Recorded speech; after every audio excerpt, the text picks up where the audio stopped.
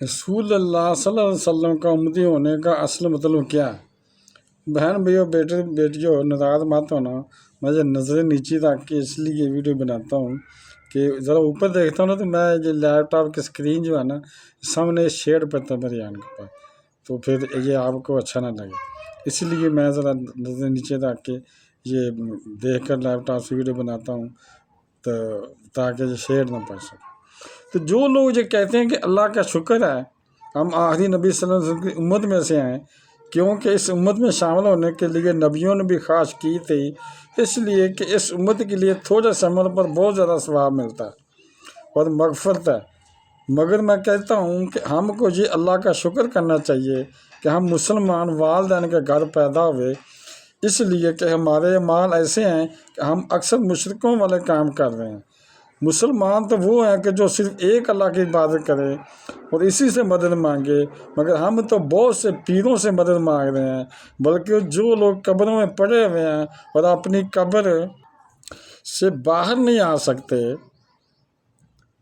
نہ ہی ہمیں سن سکتے اور نہ ہی ہمیں دیکھ سکتے ہیں۔ فرض کریں کہ اگر کافر کے گھر ہم پیدا ہوتے، اللہ نہ کرے، تو پھر ہم کیا کرتے اور ہم پر ایمان پیش کیا جاتا تو یہ پتہ نہیں کہ ہم ایمان لاتے یا نہ لاتے۔ یعنی کہ مثال کے طور پر جیسے آج کوئی کافر لوگ ہیں، ہم ان پر ایمان پیش کرتے ہیں تو ان کی مرضی ہوتی ہے ایمان لائے نہ لائے، کوئی لے آتے کوئی نہیں بھی لے آتے۔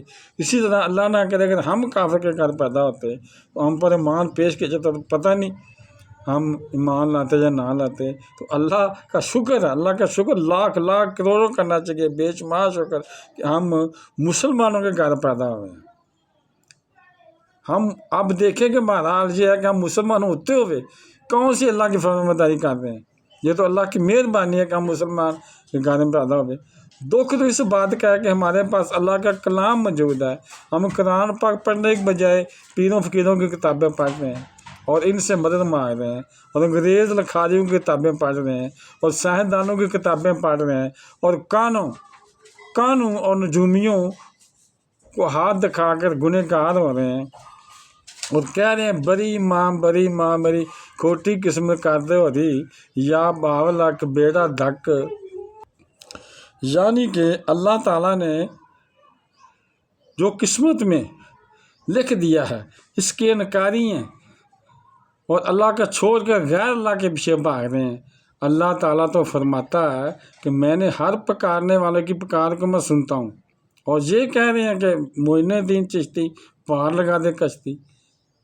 استغفر اللہ، اللہ اکبر، اللہ ہمیں ہدایت نصیب فرمائے۔ بہن بھائی اگر آپ کو ویڈیو اچھی لگی ہے صدقہ جاریہ سبھی کرا کے شیئر کر دیں اور میرے چینل کو سبسکرائب کر دیں تاکہ میرے آنے والے اچھی سے اچھی ویڈیوز آ کے ملتی رہیں۔ چلو ملتے ہیں نیکسٹ ویڈیو میں۔ السلام علیکم، خدا حافظ۔